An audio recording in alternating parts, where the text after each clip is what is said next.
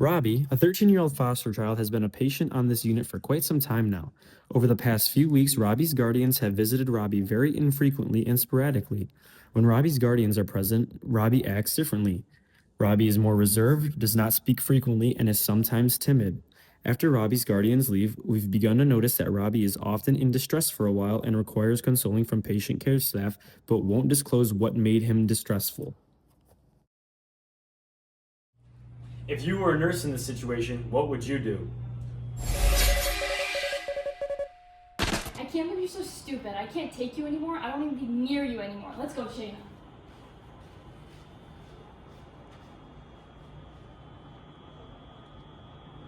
Hey, Robbie. Is everything going okay for you and Shayna at home? Well, Zena's never hit me, and I've never seen them hit Shayna. I wouldn't say that Zena's verbally abusive either. I don't starve, and I don't feel neglected. They just have a temper, and that temper can sometimes result in wild behavior, but they never take it out on us. They usually destroy something in the house. It's terrifying, but at the same time, I've never been hurt by Zena, and neither has Shauna. I don't think that they would ever hurt either of us, but you never know. It hasn't happened yet, at least. But what's so frightening is you never know when that temper will kick in. Maybe I'm just being a baby, but it's not that I'm not safe. I'm just scared that they'll get angry. But again, Zena's never hurt me, and I don't think they ever will. Thank you for telling me this, Robbie. You're safe in the hospital, so you don't have to worry. But you have to promise not to tell anyone. I don't want Zena to get in trouble just because they haven't technically done anything wrong. They provide a lot for my family. They're a good person. I just don't want me telling you this to be what makes them mad enough that they do accidentally hurt me. It's okay, Robbie. I'll be back in a second.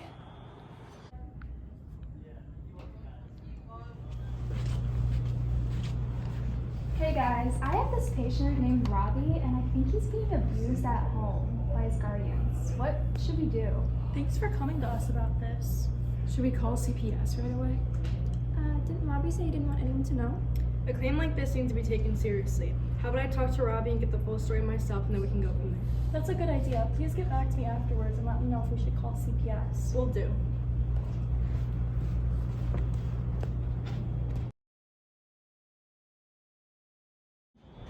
Thank you, Robbie, for being open with me. I really appreciate your trust. So guys, you're in this moment with a young, vulnerable patient, Robbie. Why did you choose to do what you did, and what are the advantages and disadvantages to what you did? Honestly, Nate, the first thing we knew we had to do was bring in the team. No one person has every answer, and Robbie deserves the best shot at a safe and thoughtful plan. It's important to collaborate with others to have a wide variety of perspectives that could give us the most desirable outcome, keeping Robbie safe. Everyone has a piece of the puzzle, and when we put those perspectives together, we get a clearer picture of what Robbie needs. So then collaboration just becomes more than a buzzword, it's about protection. Yeah, our job is to keep Robbie safe while ensuring the professional support in decision making and making sure that we act within our scope of practice. Collaborating with a charge nurse and a social worker will give us a better informed opinion of what to do and how to clarify our reporting thresholds. So for you guys, what guides this sense of responsibility? For me, it comes right back to the nursing code of ethics. We're taught from the beginning that we must be accountable not just for ourselves, but for every patient under our care. Robbie's safety is our responsibility. That means using our professional judgment and knowing when to say this is bigger than me alone. So you knew to just reach out then? Absolutely. Seeking collaboration isn't a weakness. It's how we protect our patients. Supervisors, social workers, anyone with the expertise to fill in the gaps. At the end of the day, working together is the best thing we could do for Robbie. A team stepping up guided by ethics, compassion, and accountability. Faced with a difficult choice, they chose collaboration, the best overall option for Robbie. We have the same scenario with new nurses. Let's see what they'll do. Come on, Shayna, let's go.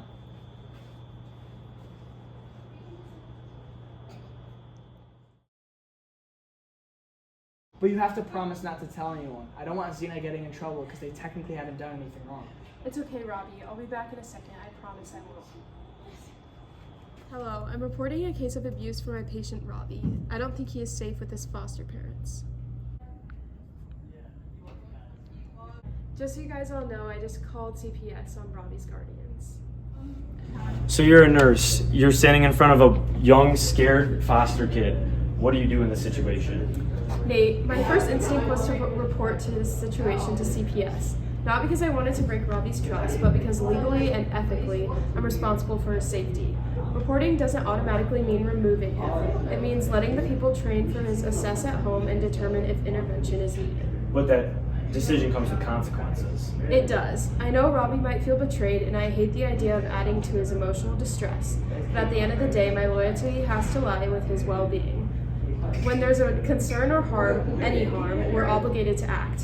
His foster parents are the legal decision makers, sure, but when they're the source of distress, how can we trust that they're prioritizing him? I don't believe that this is the most ethical decision, but because they might not be respecting his autonomy. So then you turn to the code of ethics. Exactly. The Code of Ethics, Standards of Practice, and our social contract, they all tell us the same thing. Nurses must report suspected abuse, even when it conflicts with what the guardians want. So to protect Robbie, we work with CPS collaboratively. We stay within our scope, and we make sure somebody's watching out for him. So there's more happening beneath the surface though. Every child brings their own story and every nurse brings their own experiences. In Robbie's case, his foster care status, unstable family, and very little emotional support shapes him in his stress response. By recognizing these factors, we can ensure that his fear is seen as legitimate and not be dismissed just because there is no physical abuse. And yet bias can creep in. It can. Sometimes we assume that foster homes are dangerous across the board. That bias can make us jump to conclusions, like believing he's in immediate danger before we have all the facts. And that bias is exactly why involving CPS is so important. They're trained to differentiate between fear, trauma, and actual abuse. They can see what we might miss. It's a tough call. A child caught in fear, nurses walking the tightrope between trust and protection. When safety and ethics collide, what would you do? Nothing wrong with you. You're not even sick. I can't even look at you anymore. Let's go, Shayna.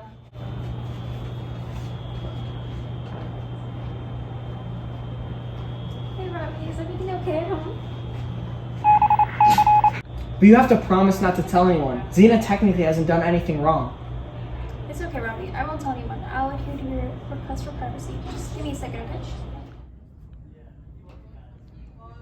Like, do you know who I am?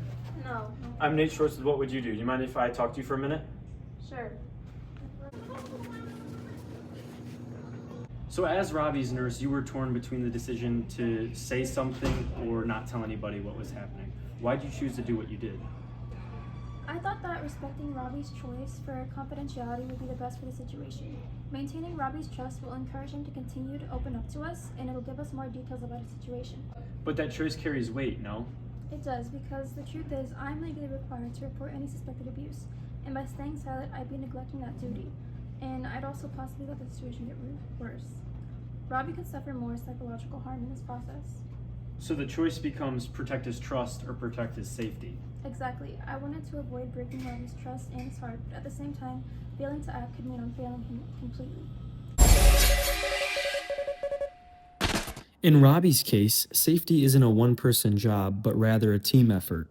An interprofessional response becomes not just helpful, but essential.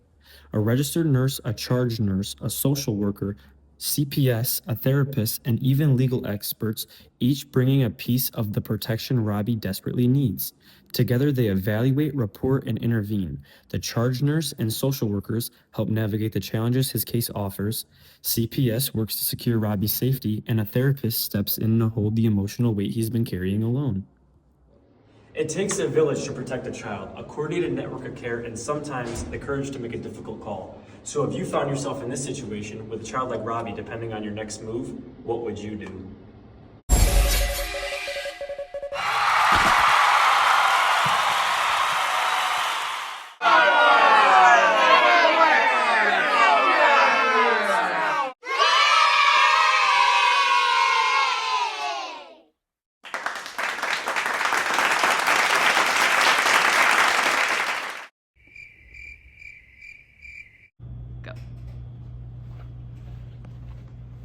Do you know who I am? Oh my god, oh my god.